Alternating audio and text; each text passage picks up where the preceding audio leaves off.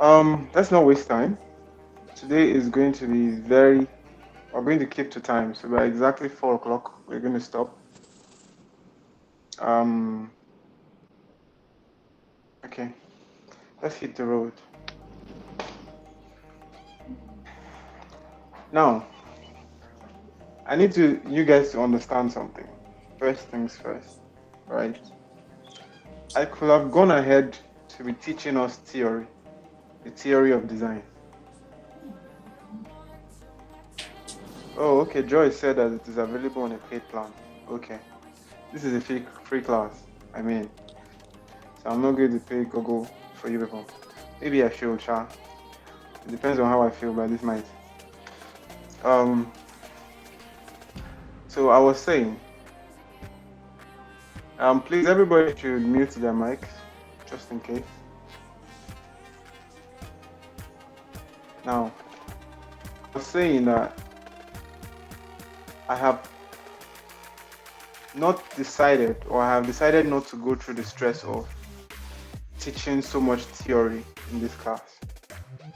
Now, the reason why is because there is a very large amount of information on the theory of design available everywhere, on YouTube, on Medium, so many places. People have personal courses, very robust about design, right? So if I spend so much time teaching you all about the theory of design principles, all of those things that you need actually, the purpose of this class will actually be wasted. If you remember, the tag of this class is 0 to able in 5 days, right? Right there. And what I mean by 0 to able is in the next 5 days, I need at least, there are 24 people, 26 people in this class right now, which is expected. I expect each class to reduce by 10 people every day. So by tomorrow, I expect to see 16 people.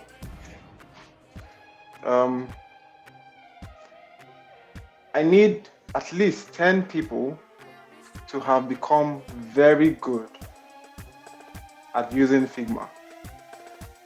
Now, if I am able to equip you with the ability to use the design tool, then you can marry your skill or ability of using the design tool with design knowledge, right? So that is my goal. My goal is to teach you how to use Figma efficiently so that you can continue your research on your own to be a better designer generally, right? And that is also part of the resources I intend to provide eventually. I will email it to you at the end of the 3 weeks, right? Such that you can go and look at those resources and become the theory of design and marry it to your ability to use Figma. So I am very, very, very focused on making sure that everybody is practicing Figma every day. For the next 3 weeks, you will have to use Figma every day. That is my focus. I'm not even going to lie. By the time you are done with these 3 weeks, I promise you, I assure you that you can actually work on your own. If you continue into my mentorship program, fine, good.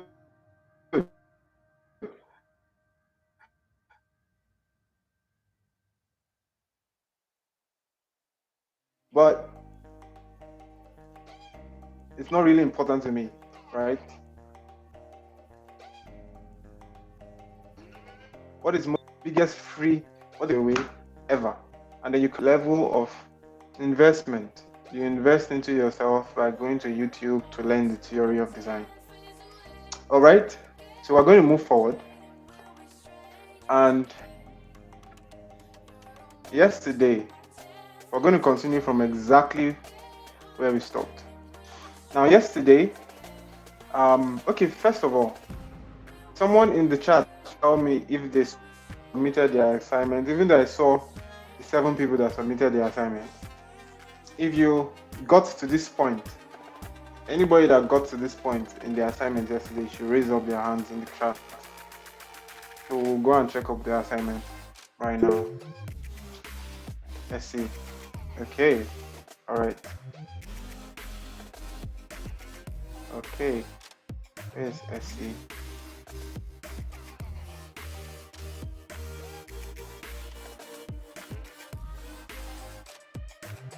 Hey, Sandra. I've not seen Sandra today.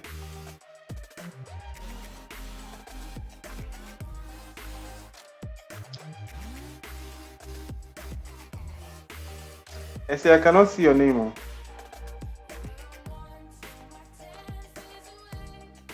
Number 16. Okay. All right.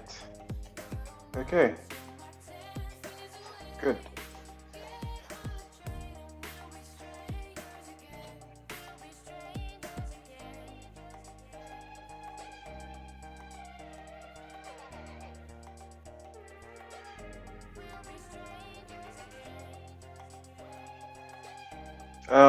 Rihanna, a lot of people have their hands raised up.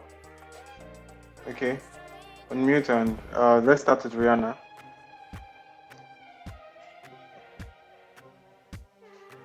Adams, I mean. Yeah, Rihanna, this one. Okay, Essie, Can you what hear did you me? want to? Yes, what did you want to say? Oh no, you said we should raise up our hands if we've gotten to that Okay, point. okay. Okay. Nice.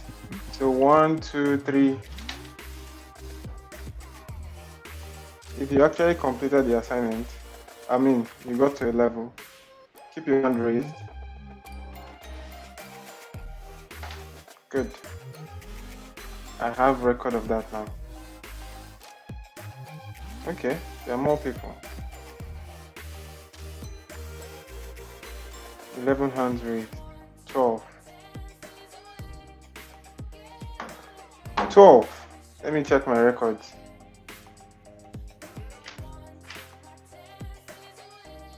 One, 2, 3, 4, 5, 6, 7, 8, 9, 10, 11, 12, 13, 14, 15. Oh, impressive. Okay. I hope everyone that is raising up their hands actually submitted.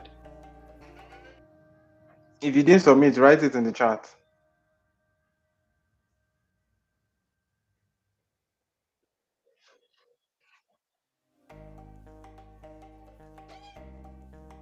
Okay. All right, let's go back to looking at S's own. Wow.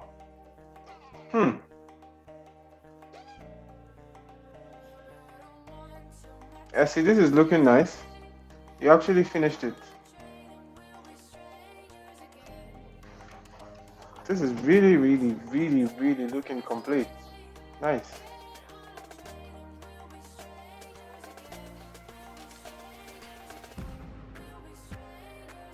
Oh, David. Sorry about that.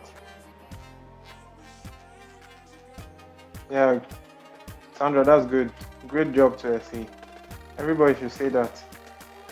She did, he did, or she did a great job.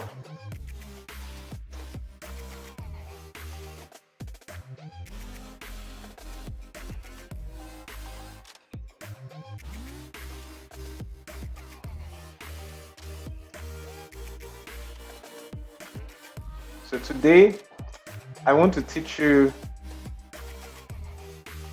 how to achieve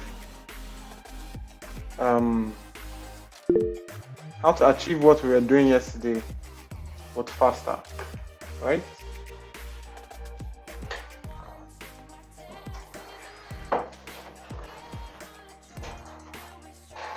Good. Okay. All right. Exactly as I wanted. Good. All right. Okay. That is what I wanted to check. All right. Cool. Cool. Let's go back to ours. All right. So yesterday, I showed you guys how to use rectangles to produce um, a button, right?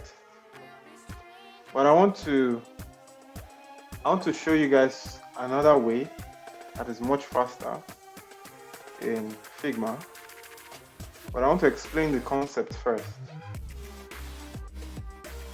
So we're going to unmute. Everybody should unmute because this is going to be a conversation, right? Okay. Can everybody see this? Yes. This button. Okay, Yeah. cool. Yes, sir. Yeah. Yes. When we put water in this bottle, what is the shape of the water? The shape of the bottle. I didn't hear you. The shape of the bottle. Okay.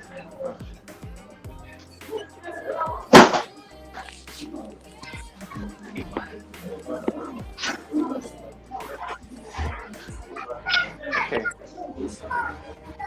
Someone asked, shouldn't we review everyone's work? No, that's not the focus of this class. The focus of this class is not to check whether you got it perfectly or not. I'm just trying to know that everybody is putting in effort, right? You will still get better as you use the application over time. Now, these are two different bottles, right? Hello, sir. Sorry, I can't see any bottle here. You can't see anything. For those of you that can't see any bottles, can you I'm still seeing see your what I'm showing you? screen of the sign off. Like you can't even see your screen. Now I can see your bottle. I want to now see my bottle. Let me stop presenting. All right. You can see this bottle, right? These are two different bottles, two different sizes. How about this? Oh, you told me. So I want to go somewhere, right? Yesterday, when we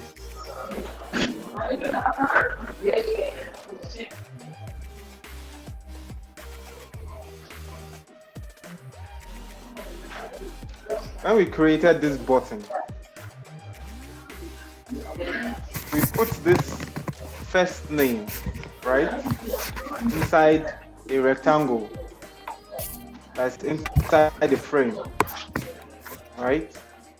So essentially, this first name is the water, and it takes the shape of whatever you decide to make the rectangle. Now, there is a faster way to put any item inside a container, right? Every single thing in Figma is a container. In fact, not just Figma, in life, right? So, for example, this iPhone 13 mini, this frame is a container. And this container right now contains this number, this icon, sign up, and then this button. It's not a button actually, this field, this entry field. Then there is this entry field that contains first name, right? Now, I want you guys to start seeing that your job as a designer inside Figma is to create containers, and these containers contain anything that you want to put inside them, right? Okay. So for example, I could create a circle container, and inside the circle container I put something inside it, right? I delete this. Yeah. I can create a polygon container.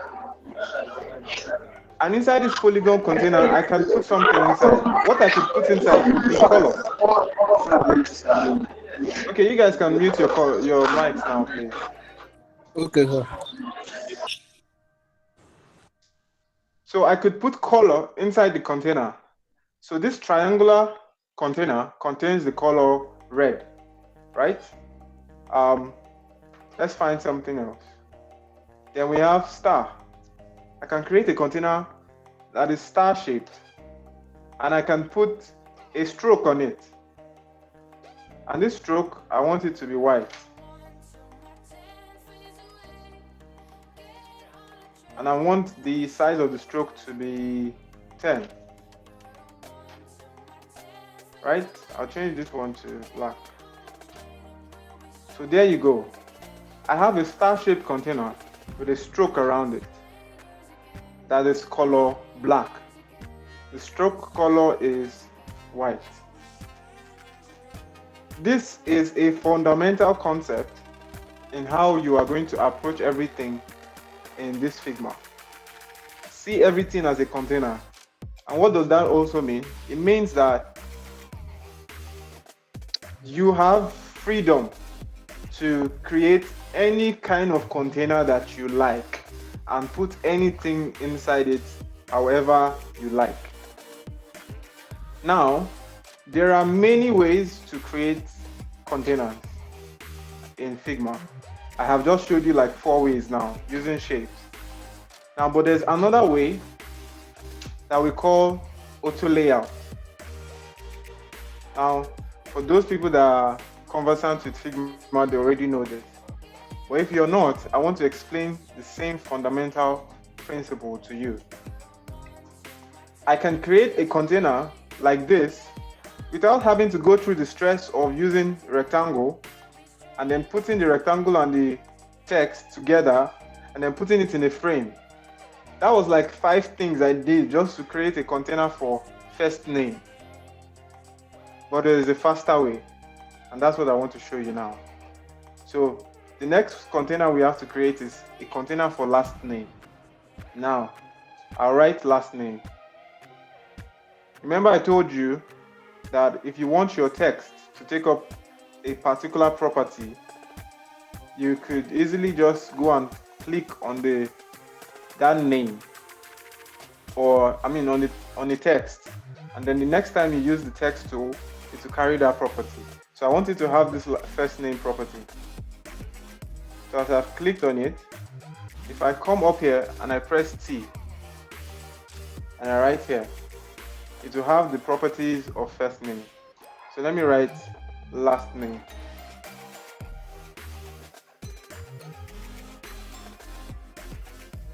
Okay, so last name now exists on my canvas, but it does not have a container like the one that first name has. So let me look at the properties of the container of first name. Let's look at the rectangle, which is the main container. And the size of this container is, the height is 48, the width is 150, and then the corner radius is 24. So it means that I have to create a container for last name that has these same properties so that it can be identical. And I have to do it without using rectangle and frame and then framing them together. I should just do it one time. Now this is how we do it. I have clicked on last name. I'll right click and come here and to this option that says add auto layout. Can everybody see what I'm doing? Respond in the chat. Yes. Great. All right. So once you click add auto layout, automatically, can you see now that last name has a container, now exists in a container? Can you see those 4 different dots? They were not there before, like that. Can everybody see it? Exactly. Good. So now I have put last name in a container, but my job now is to edit this container to look like the other one. First things first is I want to show you this. This is your container's properties, right? This is the height and width of your container. And this is the corner radius of your container. This is the rotation of your container. Presently, last name is located at the top left inside this container called frame 2. So the name of this container is called frame 2, and the content is last name. So last name is located at the top left. I can change the position of last name inside this container to top center, top right, right alignment, left, center. So just know that inside this container called frame 2, because it was created in auto layout, I can change the position of whatever elements that are inside that container to anywhere I want. Someone just asked the question, what does X and Y stand for? X and Y stands for, it's like coordinates. You know, the way you have coordinates for positions on the surface of the earth? Yes, that's what X and Y is. It's only sophisticated designers that use it. It really does not matter, right? It's like saying you want to move this element to position 0000, right? Really, you just get to your canvas and start designing from anywhere. So it's really just talking about position, right? That's it. Position on this canvas, because this canvas, we really don't know the limit of this canvas so far. Okay. Now let's try to edit our container. Our container needs to be a width of 150. But as you can see, there's what we call hog. What does hog mean? And then there's what we call fixed width. What does fixed width mean? So let's go at it gradually. Now I need you guys to listen carefully, because the moment you understand this concept of auto layout and creating containers around objects or around items, you will be able to do magic with Figma. All right, some people's hands are raised again.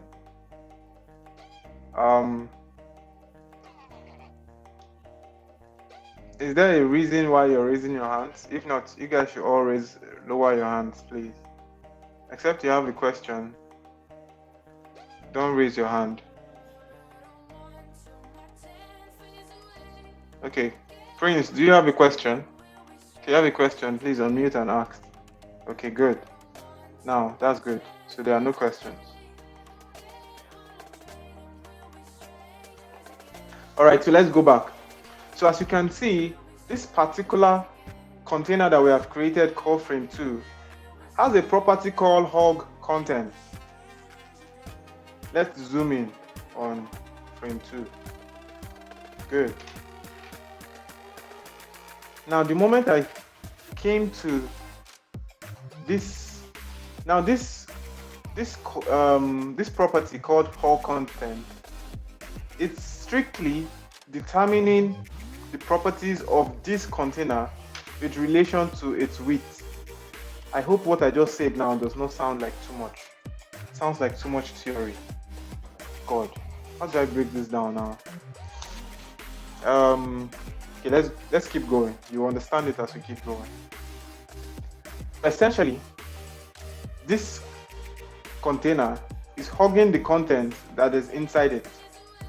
Now, how does it determine that it needs to be 10 pixels away from the content?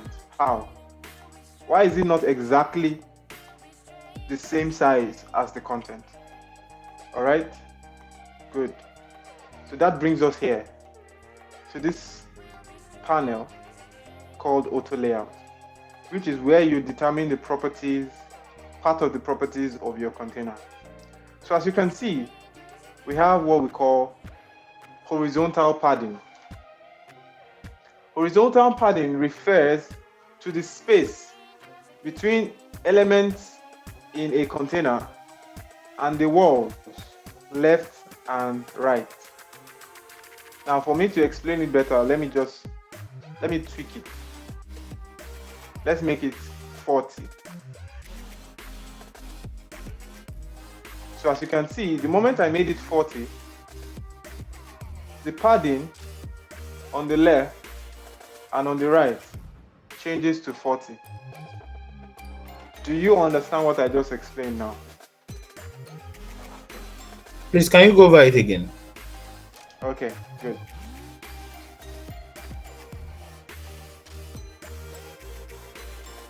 So I said, this container, when it was created around last name, for some reason, instead of it to be hugging last name, it decided that it needed to create a padding around last name. 10 at the top, 10 at the bottom, 10 at the right, 10 at the left. Why? And how can we change it if we want to? And that is where I said, if you come to this panel here, we see horizontal padding. This padding refers to the padding from the left and from the right. And then we have vertical padding from the top and from the bottom. So if I made this 0, you will see that there will be no padding anymore. Let's make it 0. It automatically hugs the content. Did you understand what I just did now?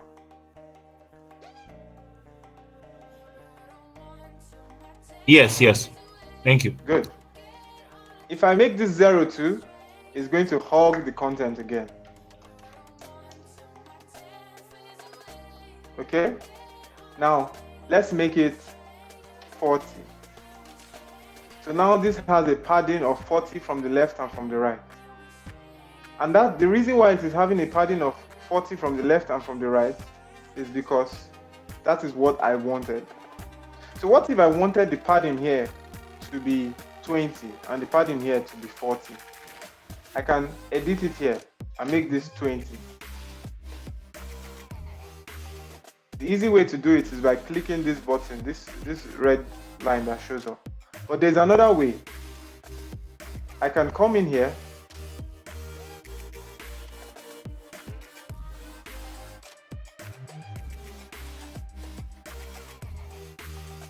so it's 0 now. I made it 40. I want the other one too to be 40. So you can see now they have paddings of 40 on all sides. But I want to change it. So if I come to this button here, I can independently change the padding on different sides. So maybe I want the right to be 20 and I want the top to be 20. So automatically, this button now has a padding. This container has a padding around its contents of 20, 20, 40, 40. Now let me show you something else. What if, like we mentioned, we want this container to have the exact properties of this one, which is a width of 150 and a height of 48. If we were to continually keep tweaking this padding until we get to 48, it can be a lot of work. Instead, what we would do is come to this hub content here and change it to fixed height. The moment I fix the height, I can choose whatever height I want this container to have. We'll write 48.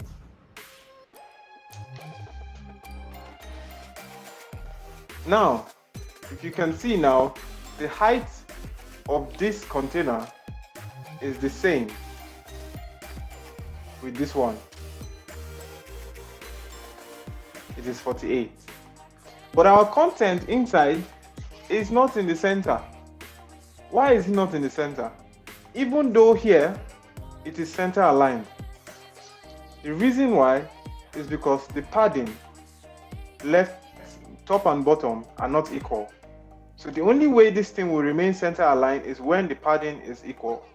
So if I change this to 2020, it will come back to the center. This padding now does not affect the height because the height is already fixed. The only way this padding affects the height is when I remove it from fixed and make it hug content. I hope we just understood what I just did. Don't worry, as you tweak around, you will understand it better. All right, so let's get back to fixed. 48. Now there's one more thing. If you can see, even though this is center aligned, our button, our last name is not, it's 40 here and 20 here. And that's because the padding is same so. So we'll change the padding again to 20. But still, our container is not yet up to 150. So we do the same thing. We make it a fixed width. And we make it 150. Now this button is exactly identical to this one. But there's something that I need us to understand. We, like in this picture, the last name is not in the center. Unlike here, the last name is in the center. Here, the last name is inclined or aligned to the left. So in our own button, we are going to align ours to the left. To do that, we just come here to this left alignment and change the alignment to the left. As you can see, the moment I moved it from the center, it moved. Now, it moved. How did it determine where it's supposed to stop? This determined this padding. So it moved to 20 pixels from the end of the container. All right. Now, the next thing we need to do is to give our container corner radius. Our corner radius was 24. So we'll give it 24. So now this has a corner.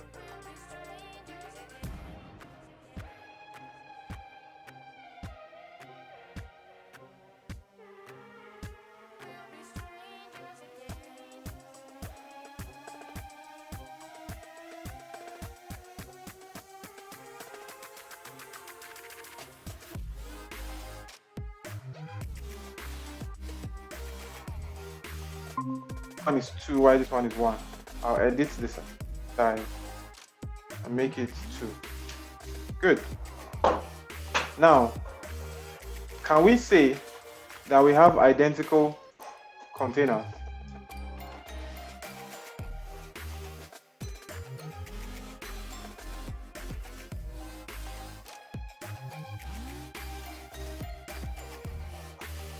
One Good. is better than one. Good.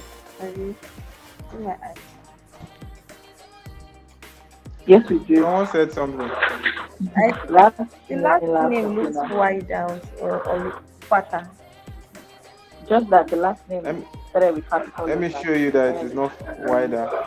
Let's bring it this way Okay. so that you can see that it is exactly the same dimension.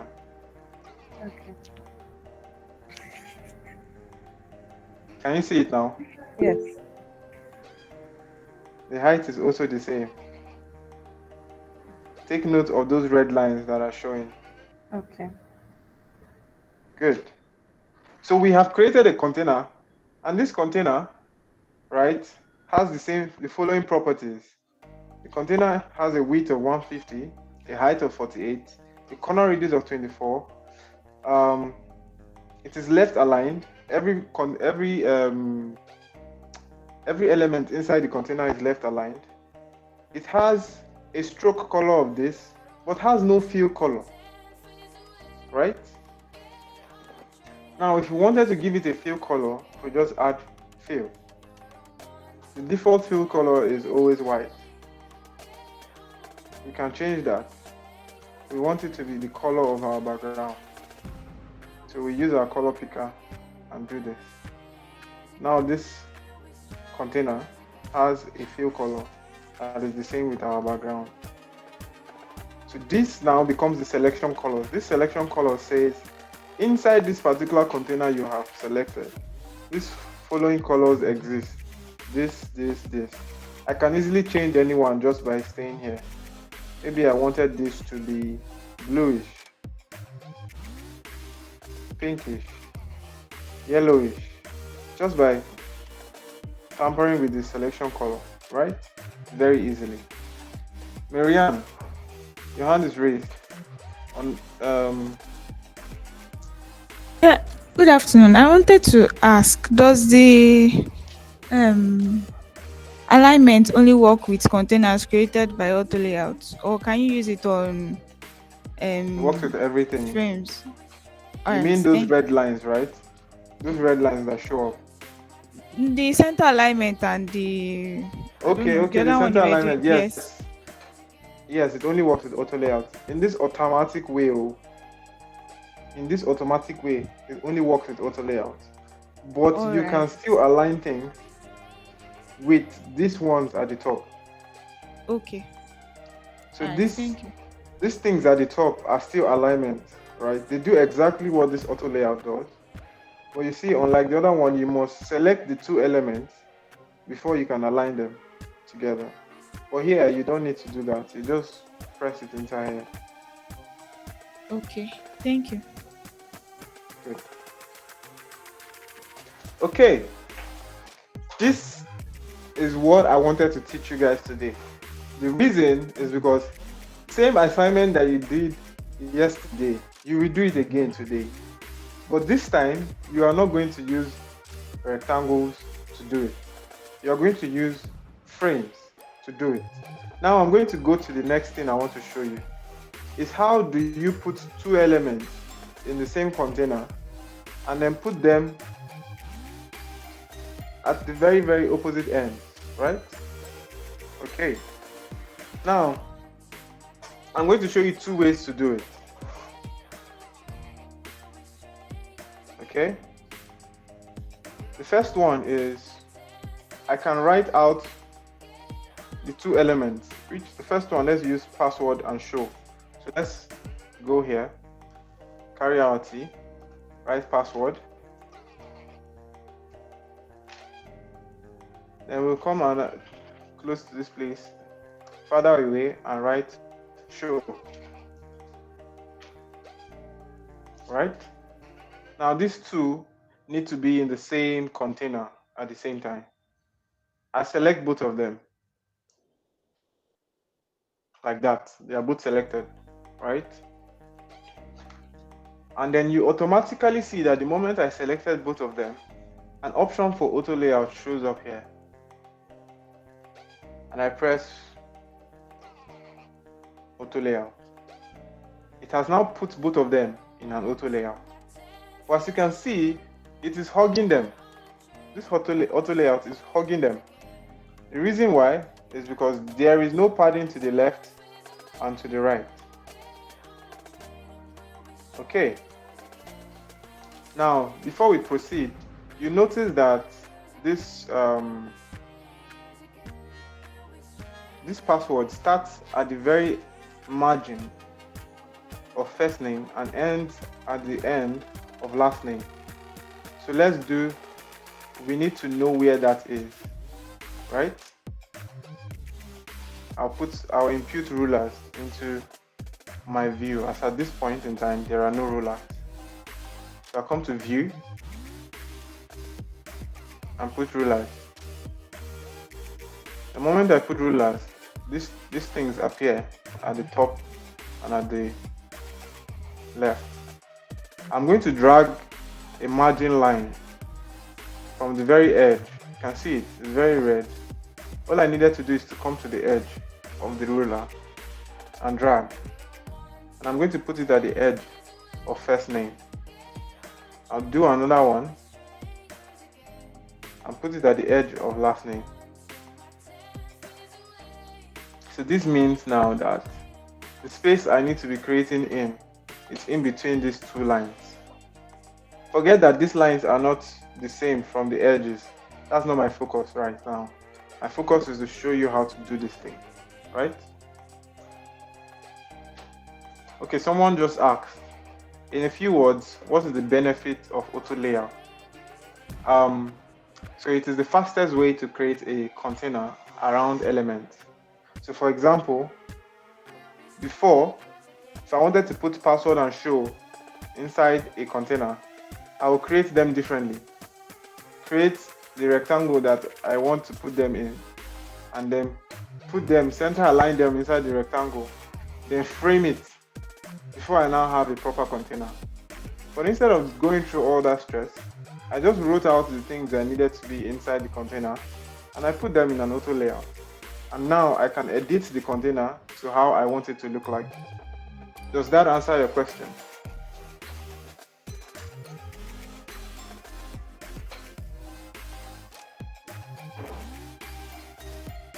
Yes. Someone just gave and he's just putting some words in the chat. If you want to select items and to put them in a container, you can just simply just come here. So this is frame 1. Press shift, frame 2. And automatically, the moment you select two things, auto layout will show up. Because it feels, Figma automatically feels like you want to put both of them in a container. So it tells you, oh, auto layout is available, right? Put them in a container. I can do that, but I won't do that. All right, now back to this. I told you there are two ways to do this. I'm going to show you the first way. This is the first way, then I'll show you the second way, right? Now I'm going to first move this container to my margin. The moment it gets to the margin, you see that it highlights to tell me that, oh, it has gotten to this margin. But I also need this container to get to this other margin. How do I do it? I come to the edge of the container and I drag it to that margin. It's as simple as that. If I Ctrl Z, let me show you something. Presently, it is using hub content. So if you look at the right panel, we have a hub content, which means if I reduce, now this brings me to something else. There is a space in between these two elements inside this container, and that space is 147 pixels. I can reduce the space. That is what this box here means. It is for spacing between elements in a container. So let's make it 50. You can see that not just did the space between the elements reduce to 50, but the width of the container also has reduced. Let's make it 100. The spacing between the elements has increased to 100, but so also has the size, the width of the container. But I don't want the width of the container to be increasing in size. So what do? I can either come here and put fixed width, or I leave it at hub content, come to the container itself and drag it. And the moment I drag it, it becomes fixed immediately. Right? The same thing with the height. If I drag the height now, the height also automatically also becomes fixed. Presently it is on hub content, but the moment I drag the height, it will become fixed. I want the height to be 48, just like the other one. So let's make it 48. I want the corner radius to be 24, just like the previous one. Make it 24. I want it to have a stroke. We'll add our stroke and give our stroke a color. Now it is looking a lot like the other containers, but presently you can see that it has password is not hugging the edge of the container, and show is on the other side. So there's a problem. How do we make our container or the elements inside our container to be properly positioned. Knowing that you cannot go inside the container and click on this and be moving it around, it will not move. So you actually have to always edit it from here. Did you understand what I just said now? I cannot go inside the container frame 3 here, click on password and say, let me move this password to where I need it to be inside this container. I cannot do the same for show. The reason is because all of the properties of this container, the padding, the spacing in between the elements, are all controlled from this auto layout panel, right? Okay, we have about an hour. Like I said, we will end this class at exactly. So someone just asked, why did you group it? If you grouped it, you will be able to move it. Let's do that experiment. Let me write password here.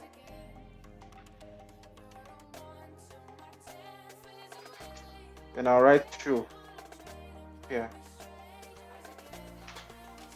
And I'm going to click both of them. But instead of adding auto layout, I'm going to right click and group them. These things now are inside a group called group 2. As you can see, there is a different kind of icon at the top beside the title. This tells you what it is. So this icon tells you that it is a group. This icon beside frame 3 tells you that this is a container that is auto layout enabled. Why this one is also a container but does not have auto layout on it, right? So these are 3 different types of containers inside Figma. Just by looking at the icon beside the name, you can tell, right? So this is group 2. This is show. Unlike inside group 3, where I cannot move it, if I press my arrow key to the left, it will not move. But if I come to group 2, there is a group. Let me press my arrow key to the left. You see, it's moving. And that is because the properties of group 2 are not determined from auto layout. They are determined by the position of the elements inside the group. Anywhere you want to put the elements, they will be there. Okay? Good. So someone asked, which one is most advisable? So when you want your container to be controlled, you don't want the elements inside a container to move anyhow, right? You don't want someone to say, oh, this was here, and it just moves anyhow. You can just press your arrow key and they move. Instead of doing that, you put them inside an auto layout. But if you're fine, if you want them to be flexible, if you want the positions of this elements inside the container to be flexible, you put them inside a group, right? You can even put them inside a frame. Inside a frame, they can even move, right? It's that simple. So you can actually use them however you like. But when you are creating fields like this, you want them to be consistent. You don't want them to be moving up and down. So you put them inside auto layout. As you become a better designer, you begin to understand the difference. You begin to know which one of them to use at which time. Yes, you can move the password down. You can move it up, safe. And then the size of this group has increased. As you can see, the height is 56 now. The width is 286. If I move the password, the size of my group will drop. It's now 32. If I move the password closer, the show closer, the width drops.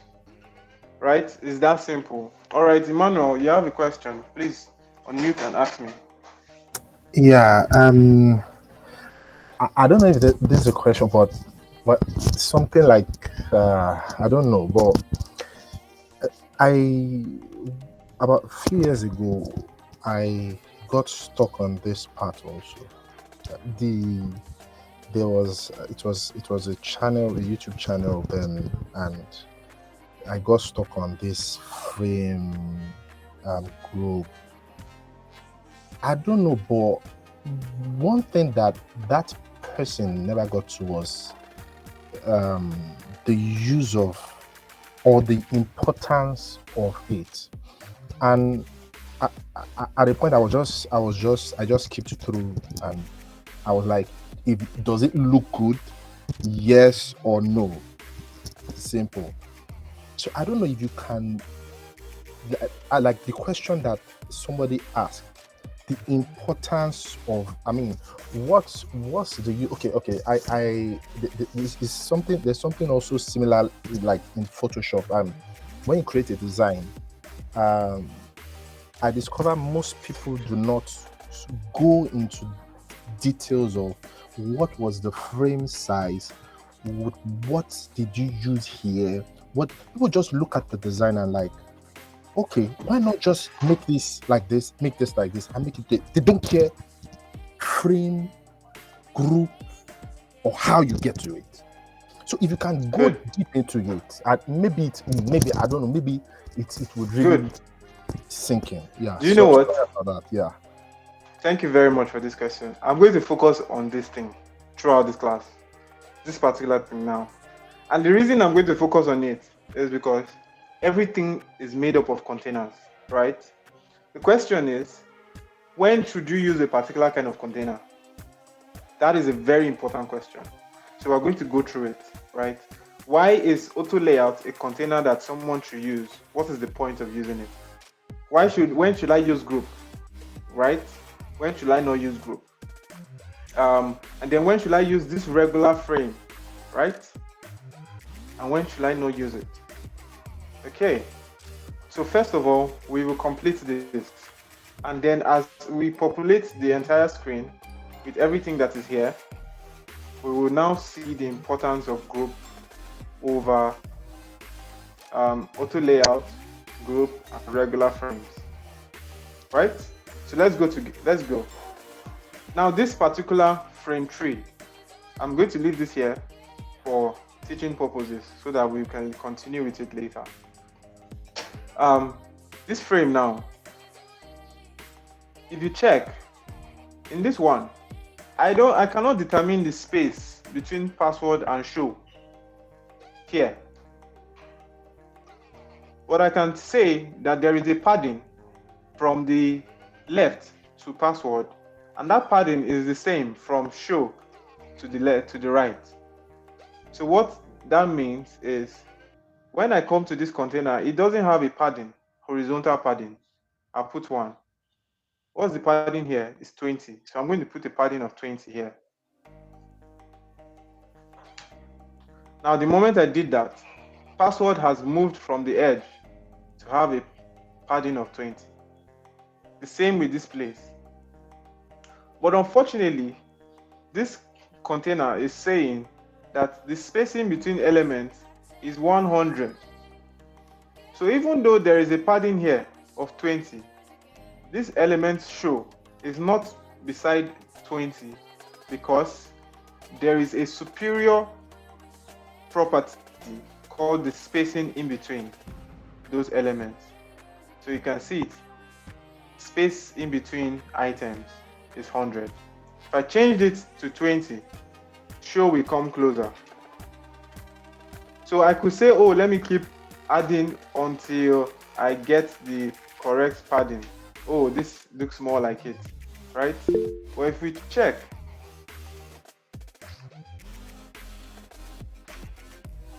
it's still 25. It's 25 from the edge, which means we did not get it correctly.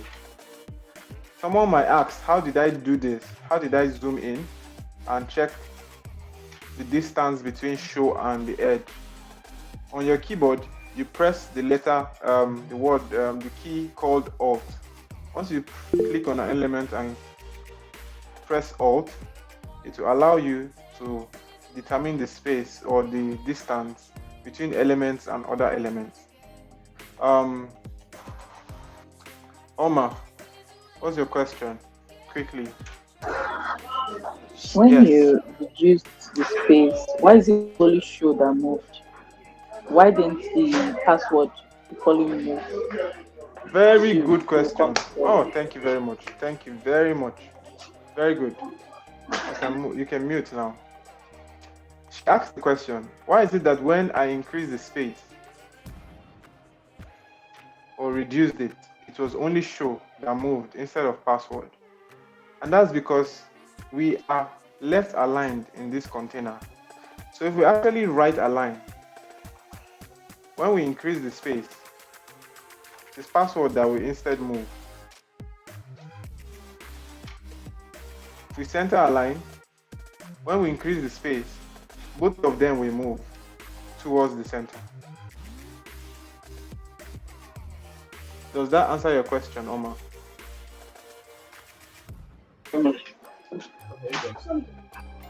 Okay, great. So the alignment inside a particular container determines which elements will be moving. Okay? All right. Now, instead of me to focus on trying to figure out how much padding these elements need in between, there is something else I can do. I can move this show to always be at the edge of this container using the padding. And how do I do that? I come here to this button here, and it shows me the elements, the properties of this particular container. And right now, the spacing is called the spacing property. It is spacing in between elements. Is packed. What packed means is that 30 that is written here is going to have superior is going to be the superior determinant of how this container is going to behave, right? But if I decided to change it from packed to spaced between, what happens is that the elements will now take their positions from the padding, this padding. So this padding now becomes the superior element instead of this one. Now let me explain. Let me show you. So let's change it to space between. The moment you say space between, show is going to go and stop at where the padding is. Can you see that? Right? If I make it packed again, it's going to go back. And this will have the superior determinant. Let's make it space between. And then we're going to edit the padding so that you can see that it is the padding that is now the most superior determinant in this particular situation. Let's make it 50. Can you see that? I made it 50 and it automatically moves towards the center. But something you should also notice is this is the way this appears inside the auto layout. This tells you now that this thing is center aligned from left to right. Right? It is spaced between the paddings. I'm going to change my padding back to 20. So now I have two elements inside the container called frame 3 that are equally spaced from the edges. The reason I was able to easily do this is because I put them inside an auto layout. If I was inside a group, for example, I'll have to individually move this element to the edge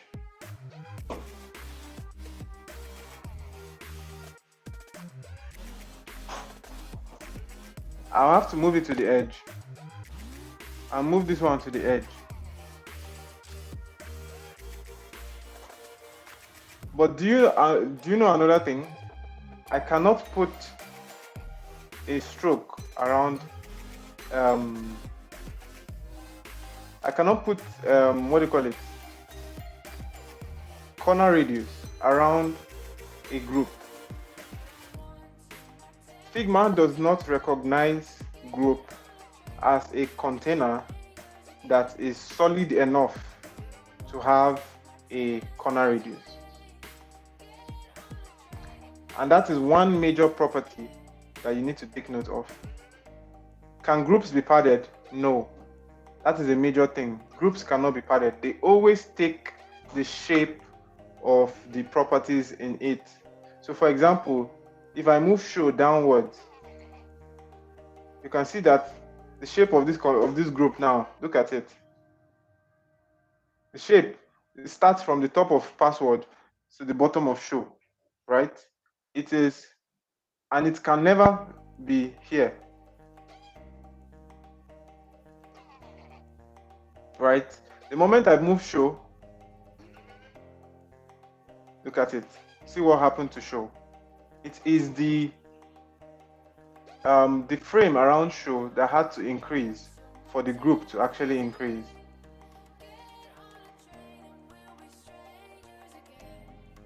This is very, very important. Secondly, is I cannot use group. Let's take, for example, this password now. I moved it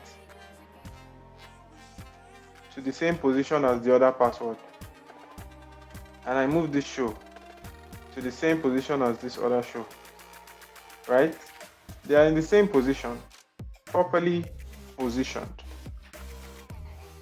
See the group now. Instead of this group to be here at this edge, it is here. Right? And I cannot add padding to it. As you can see, it always takes up the width and the height of where the elements are positioned. In order for me to make this a look like this, I have to come and edit the container around password and push it to this place.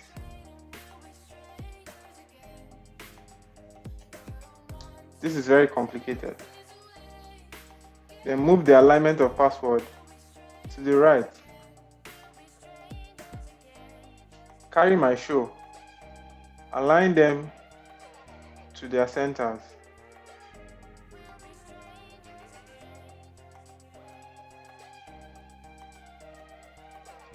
Do the same thing with show.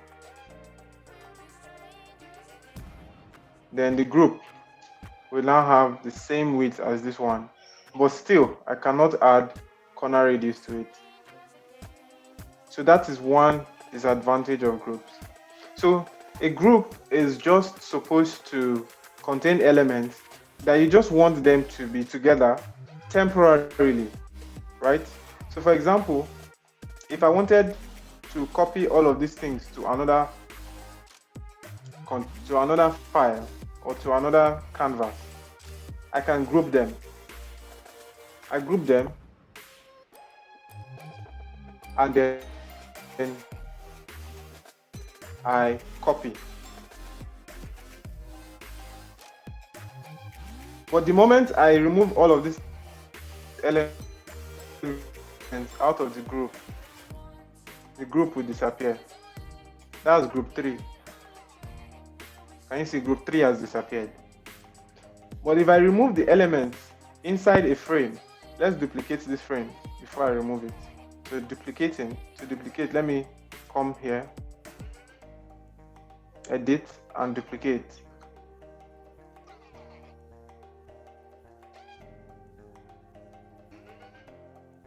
So now I have a second frame called frame 4. They are on top of each other, so I'll move them down. Now if I remove the elements inside frame 4, let's do that. Let's remove show.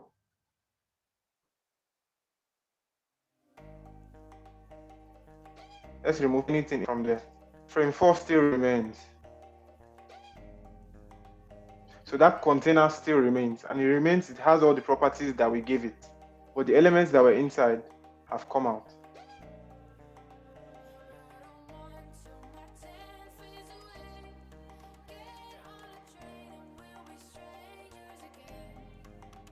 I can call and they will continue, they will take up the properties of that container immediately. That is one advantage of using certain types of frames, right? Good. Now let's delete this. So we have created password. The next one is confirm password. Let's put confirm password here.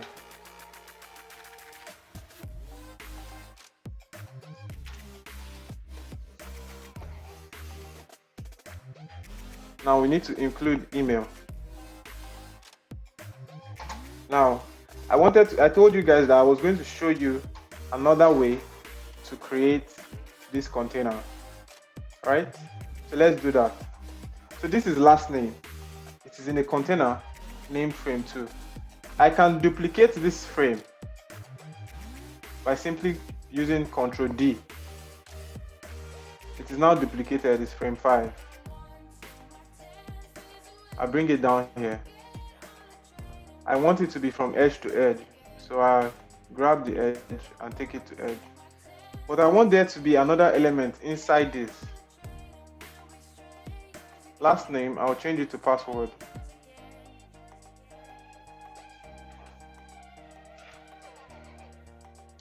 All I need to do is duplicate password. So I come and duplicate. Now I now have password duplicated. I'll change it to show. Then I go back into my container and change it to spaced between. So what have I showed you now? I have showed you that you can actually create new containers by duplicating other containers that exist and then adding new elements into that container and just editing it. So you don't always have to go and create containers from scratch, right? You can just duplicate an existing container and edit it. All right, so we have too many of this. Let's delete this. Now we need to create email. So someone asked, how did you duplicate? Right, Ctrl D. You come into this drop down here, come to edit, you see duplicate. I've duplicated this. I want it to be here for the email, right? Now, but it has one element more than I need. So I'm going to go in to frame 5 and delete show. Now, the moment I deleted show, you notice that password now came to the center. Why?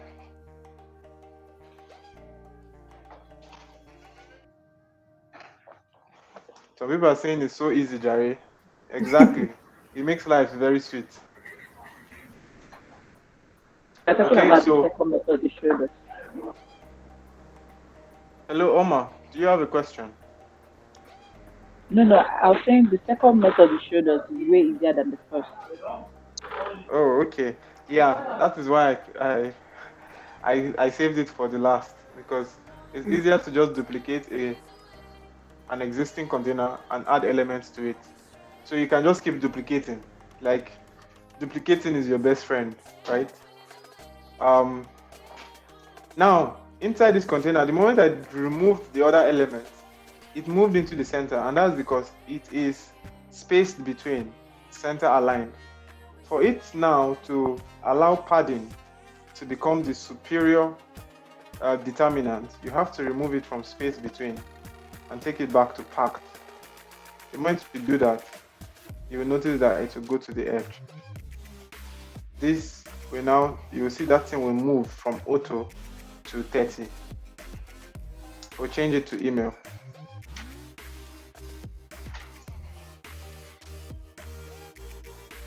Good. Now I want to show you why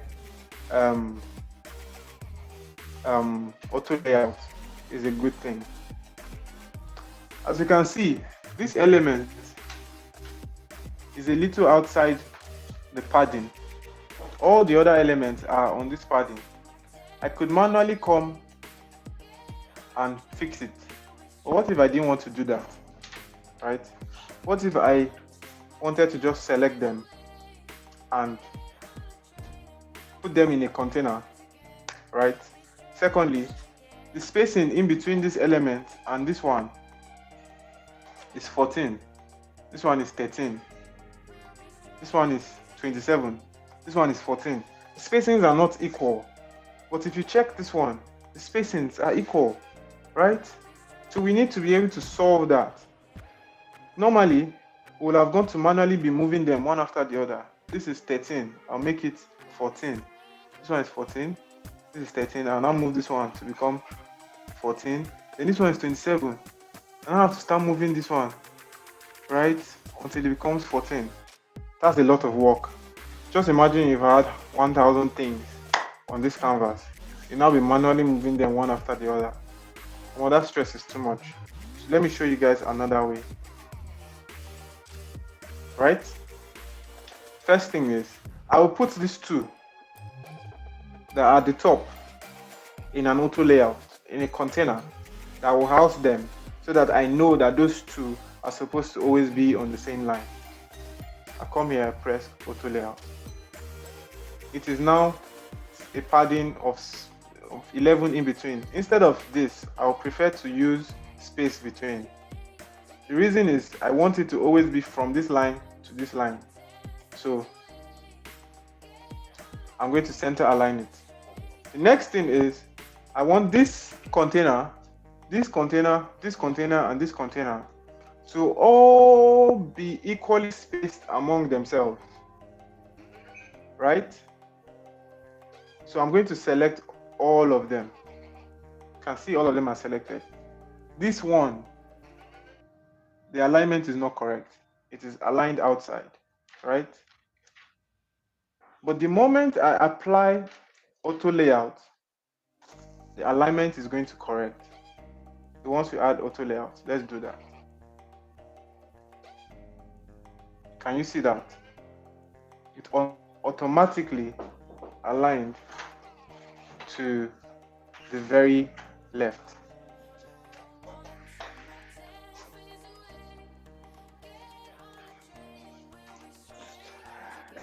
$30 more minutes.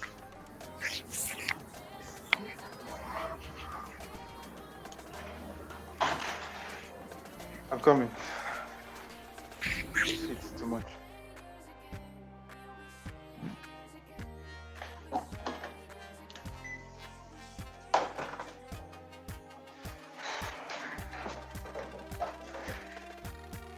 All right. So can you guys notice that the moment I did this, two things happened? Let me Ctrl Z.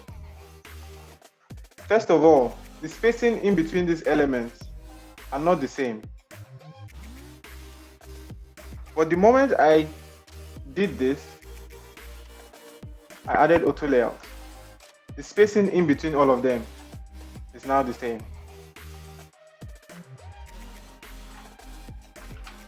Look at it.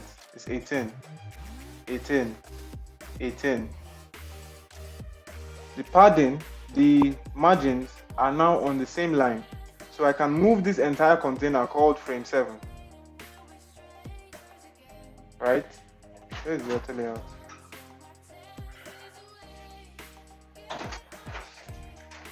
Can move this entire container called frame 7 into the correct padding. Can move them all at any time to anywhere. But that's not the only magic I can do. I can increase the spacing in between these elements very easily. Let's make it 24. So now the spacing in between these elements is 24. Before, I will have to have moved this email 24 from the top, then come move the password 24 from email, then confirm password 24 from password. It's so much, that stress is too much, right? But with auto layout, it allows you to automatically lay out. Can you see the idea? With auto layout, you can automatically lay out, right? Very simple. I want you guys to do this assignment, this same thing, but you will use this thing that I'm teaching you today to do it. I did not check the assignment of the first one, right? I did not check for everybody. I checked for a few people. But this one, I will check it. I will check it. Every single person's own, I will check it, right? So that is that. Now let's add the other elements on this, which is this.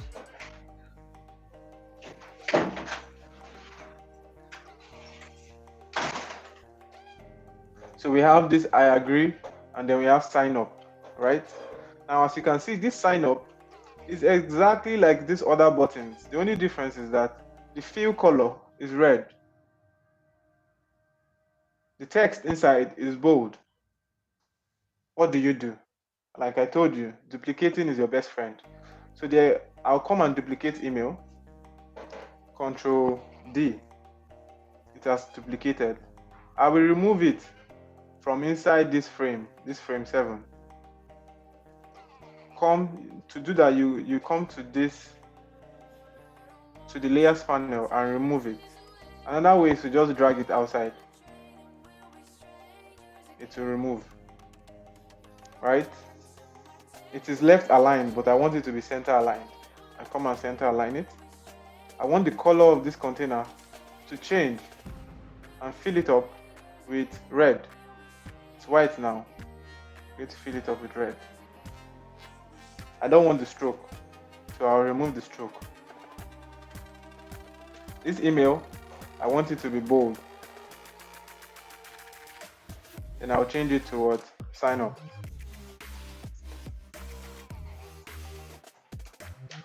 Now, can you see how easily I did this? Can you imagine? Normally, before, I would have had to create sign up, go and find a rectangle, put it, make it. Oh, Jesus Christ. Can you imagine how much? Is this thing not much easier this way?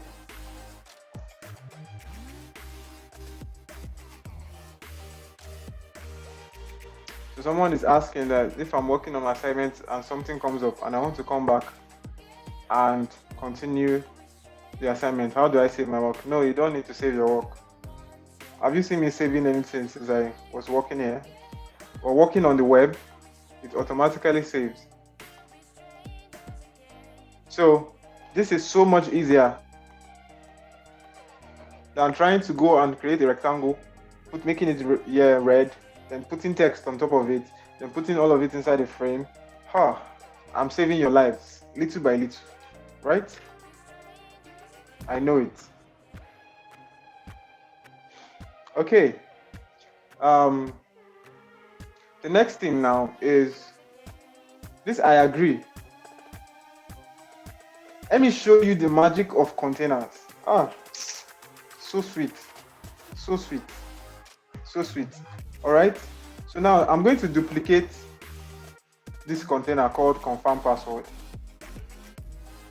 And I want to use it, this exact container, to create this one.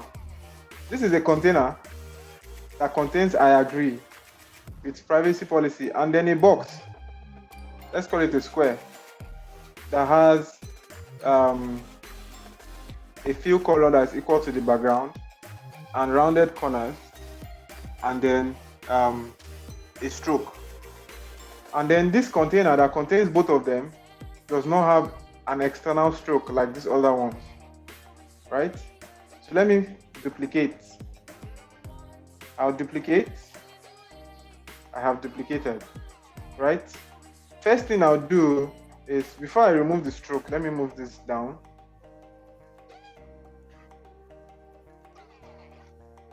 If I move this down, remove the stroke, I'm going to remove or delete one of the text. Okay, no, that's not the one. It's this one, frame 7. I'll remove one of the text. Now I have only one text. Now this text, I'll reduce the size to 14. Then I'll write the text, I agree with privacy and policy. Just like you do in Microsoft Word, I'll copy policy, I'll highlight it, I'll change the color from white to red. I'll highlight privacy too. Change the color from white to red. There you go. I now have that. But there's something missing. I need a square. I come to my shapes. I carry a rectangle. I come inside frame 7 and I put my rectangle.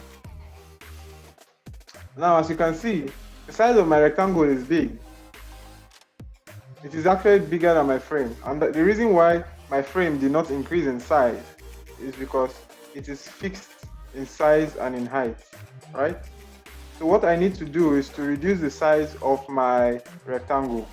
Now, what is the size? What size do I want to give it? What's the size of my text? My text height is 17. But this is just a little bigger, so I'm going to make it 20. Now, I want to make sure that for something to be a square, both the width and the height have to be the same, right? So I'm going to come here to the width and the height. Now, this button here means to constrain proportions. That means that anytime this button is pressed, if I reduce the size of the height, the width will also reduce in same proportion. So this is 40. You see that the width will reduce to 40 as well. But if I remove this, if I reduce the height to 20, the width does not reduce, right? Take note of that. So I want it to be 20, right? Now I want to give it a corner radius of 5. Now it's looking a little like that, but the color is wrong. I'll give it a stroke first. The cast to be white. And then the color, I will change it to the background color. As you can see now, they are both there. But they are both obeying this center alignment. I want them to be close to each other. And I want them to be center aligned. So I come inside here, I remove my space between, I make it packed. It is now packed. Right? The space in between them is 30. I want to reduce it to 4. But let's make it 8. It is left aligned. I want it to be center aligned, so I'll center align it. Now it's looking a lot like this one. Only problem now is I need to remove the stroke around that container. And I'll come here. If I remove the eye, it will go. I can remove the color completely. And there you go. We now have this completely set up. Do you see how you can use containers, use auto layout, and just put things inside containers and not stress too much? I've used one container to create this one container has created 1, 2, 3, 4, 5. All of them, all at once. Right? That is the advantage of using auto layout, right? Now, let's take for example, this we wanted to add this element. Google, Facebook, this here, right? Let's do that. Now, I taught you plugins yesterday. Someone is asking how can they change the font. So let's go to the element you want to change the font. I want to show you a quick shortcut. So right now, I want to click on this confirm password. Normally, I'm supposed to zoom in, start clicking until I get to confirm password, right? Well, a very easy way to go about it is to press Control on your keyboard, go to the element you want, it will automatically highlight, and you can click on it. This thing that I just showed you now, it took me a year of using Figma to figure it out. I cannot even lie. I used Figma for a year before I figured that if I press Control, I can easily just highlight something. People need to be paying me. Now I want to change the font of confirm password. It's here. Once I click on confirm password, I can change the font. It's Inter right now. I can change it to any font I like. There's a font I like. It's called Moolish. It has changed to Moolish. The second font I also like is called Red Hat. It has changed to Red Hat. In fact, this is the font I use. Okay, press Control on your keyboard. Highlight anything you want. Maybe it's password, and then you come here. I know the name of the font I'm looking for is Red Hat. I just type it in, and it shows. And that's it. It's that simple, right?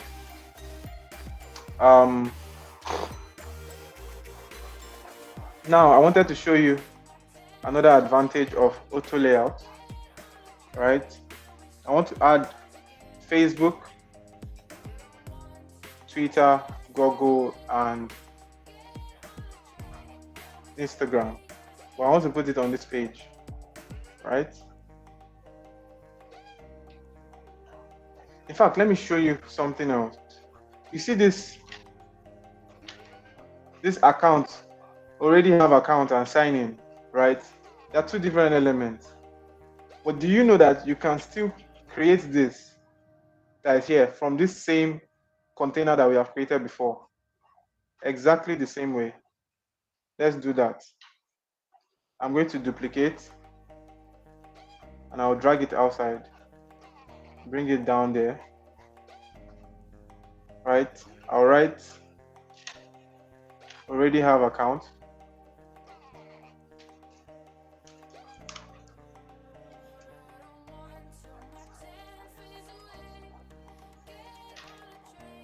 Right? I'll reduce the size of the font to 14. Same with sign in. I'll reduce the size of the font to 14. Change the color to red. Then, as you can see, the padding of this one is a little more than that of confirm password and show up here. So I click on that container and I add more padding. Maybe I'll make it 40. See, it looks a lot like. I'll remove the stroke, and I automatically have what was there before. What containers do for you using auto layout is awesome. Like, I could literally recreate UIs in minutes just by using one container, right? It doesn't take me time.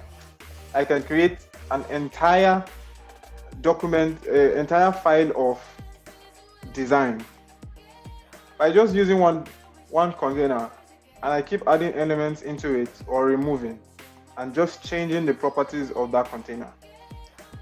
It's that easy. But you see this thing that I've spent the entire day trying to teach you?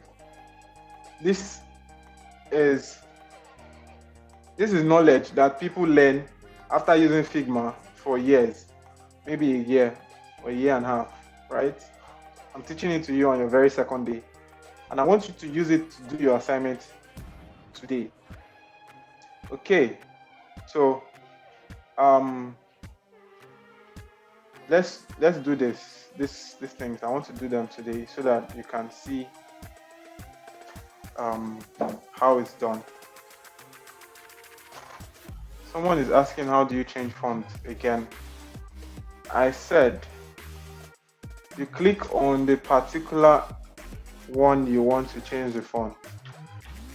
I am on confirm password now. Let me zoom in. Maybe it was first name I wanted to change.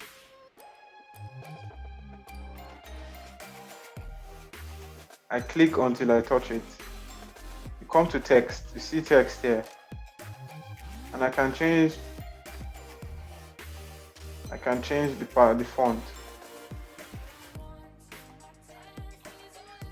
So the font has changed. I can even change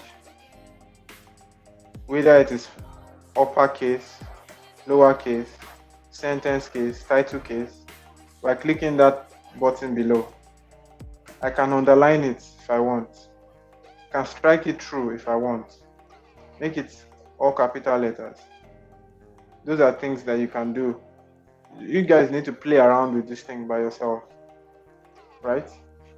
Just click here, change it to all small letters, strike through, underline, right? So those are things you can do. I want to make sure I show you this thing before our classes end in 10 minutes. All right? So let's impute Facebook, Instagram, and something into this place. So yesterday I showed you a plugin, how to use plugin. You go to resources and go to plugins and you type icons.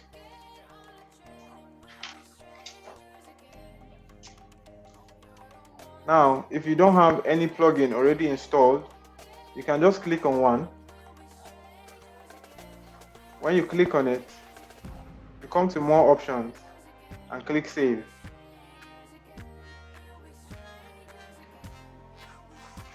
Right? Now, I can easily just run this one, but I'm not interested in using this one. I'm going to go back to my Iconify and run it.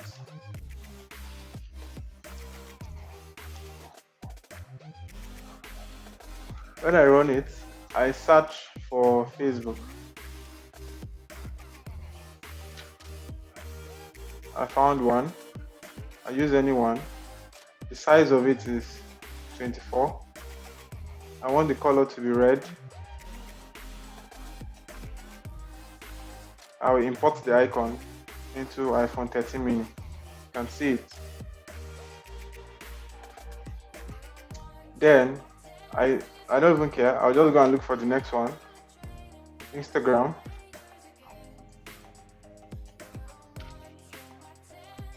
Right. I find the one I like. 24. I import it.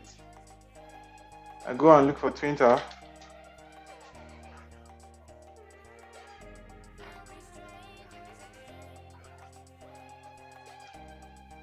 We'll find the one I want and I import it. All other ones, let's say WhatsApp.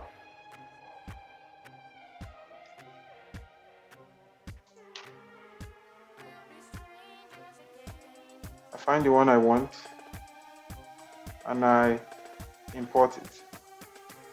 Great. So all four of them, look at them. 1, 2, 3, 4 are all inside iPhone 13 mini. See them all the way at the top there, right? I'm going to select 4 of them. Let me zoom in very clearly so that you can see it very well. From the layer panel, I'm going to select them. This is Facebook, this is Instagram, this is Twitter, and this is WhatsApp. And I'm going to put them in an auto layout by coming here. Where is the auto layout?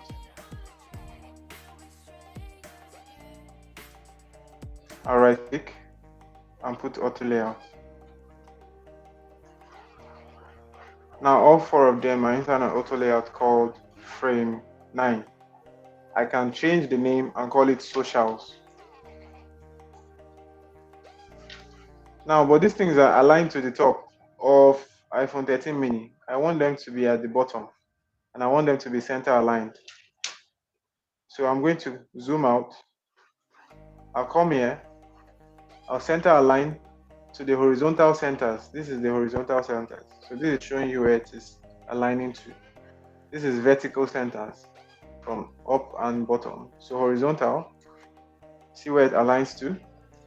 And I'm going to align it to the bottom.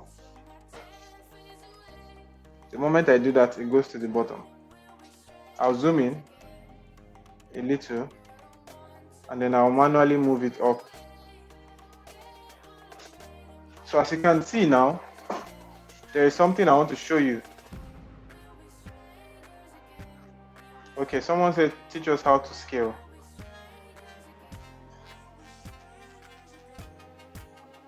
Yes, I'm coming. Now, there's something I want to show you. As you can see, if I increase the spacing in between these elements, it will be increasing towards the left. So let's do that. Let's make them 24. It will be increasing towards the left. If I make it 30 or 32, say, you can see that. But that's not what I want. I want them to increase, but it will be increasing from the center of iPhone 13. So let me Ctrl Z. So we come back to constraints again. This constraint, right? And I'll constrain it to the bottom. So I want the position of these socials to always remain the same from the bottom. So what it means is that if I decide to increase the size of this iPhone 13 mini,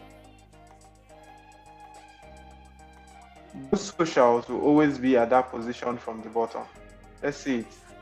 The position is what? 90. So let's increase it. You can see it's always going with it. That is the advantage of constraints. I'll Ctrl Z, and I'll also constrain this other one to the bottom. So let's do that. Let's now increase. You see that both of them will follow suit. This is why constraints are important. Now, the second constraint I want to create is that I want this. Anytime I increase it, I want it to increase from the center. So I come to this constraint and I put center. So this is now constrained to the bottom and to the center. So ideally, when it is like this, if I increase the spacing in between these elements to 20, it's supposed to increase from the center. Exactly. That is what happened.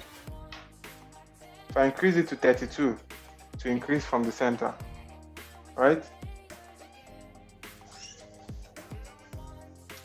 Someone is saying that they are struggling to understand the use of auto layout.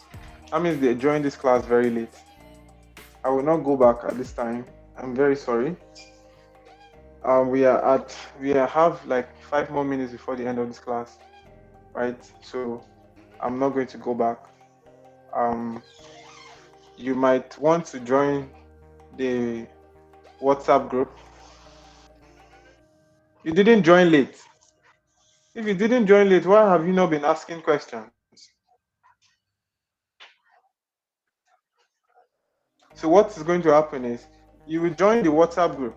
If you have not joined it, let me include the link again. Right? Let me include the link again.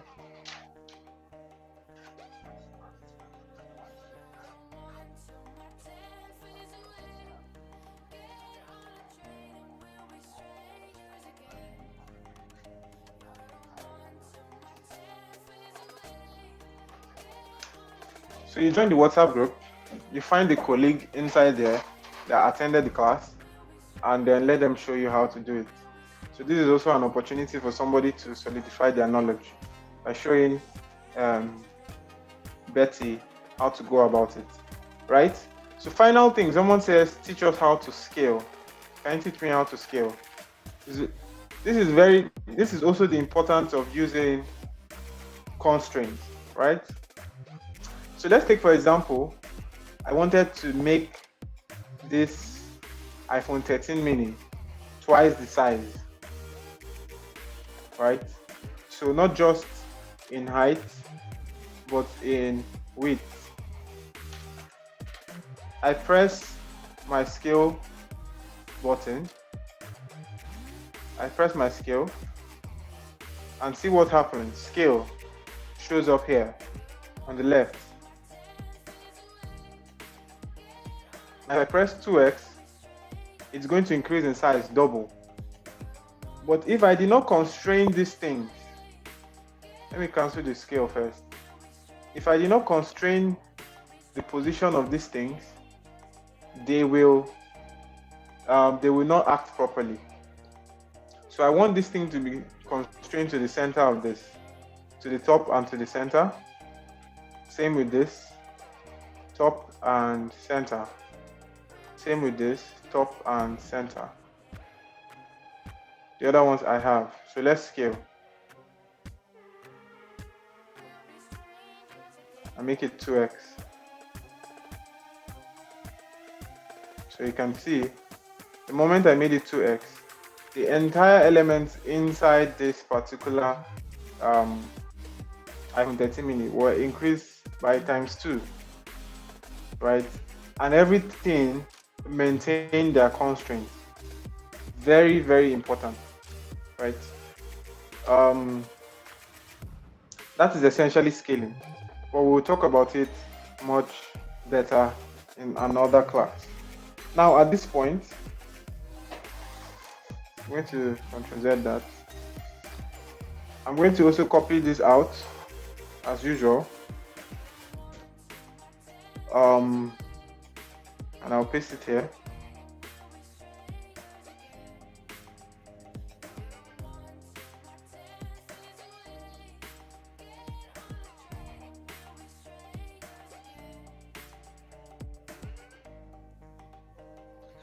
All right. And your assignment is to replicate any of these two pages or both using auto layout, right? And you submit it before tomorrow. Yes, we are to mark attendance for today. I'm coming. Give me a moment. Nobody should leave, please. I'm supposed to have created a form to that respect. Oh my God. So this is how we are going to mark attendance today. You go to the WhatsApp group and write present. All you have to do is write present. Don't write any other thing. So it's only people that actually are here that will actually be able to know what that means. Okay, someone just asked, should we do the assignment in the same? So no, this is what you're going to do. It's the same file, but you come and create another page and name it day 2. Right? So you're inside your file should be design class. The one you created yesterday should be day 1, and today should be day 2, right? So that's what you're going to do. You now create this one inside day 2. Eric, if you are not, the link to the WhatsApp class is actually here. It's on the chat. Join, enter and join. Anybody that is in the class, just go to the WhatsApp group and type present, right? I don't expect more than 30 people to be typing present in this WhatsApp group. Great.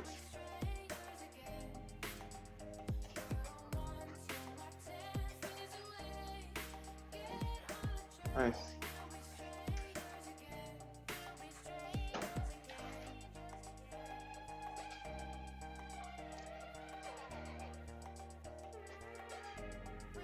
Nice. All right. That will bring us to the end of our class today. If you have any questions, we have a WhatsApp group now. Like I said, I am not looking for so many people to be good at this thing. I wish everybody can be good at this thing. I absolutely wish, but I feel like I've seen it many times before. People's momentum and desire drops along the way. So I want you guys to all prove me wrong. Prove me wrong. Tell me that teacher, we are going to actually learn this thing and we're going to put our hearts to it. I'm not gaining anything from this. You're the one that gains, right? So take it seriously. This is my time. I'm using my time to do this. It's billable time, but I'm using it to do this. Take it very seriously. Take it very seriously. And I'm also going to be trying to teach you everything the best way possible, right? By the time you're done with this class, I'm not joking with you. You can go toe to toe with anybody in using Figma. You will be good at this thing. You will be good. All right. So that brings us to the end of the class today. I would like to see you put assignments by tomorrow. You're welcome, people. I appreciate the gestures of thank you. I appreciate it. I really was going to postpone this class to next week, so it's a good thing that you guys said no. All right? So let's do it and get it over with. All right? Okay. SC. Legendary SC. We're using it's inside your file, inside your name that we're creating all this magic.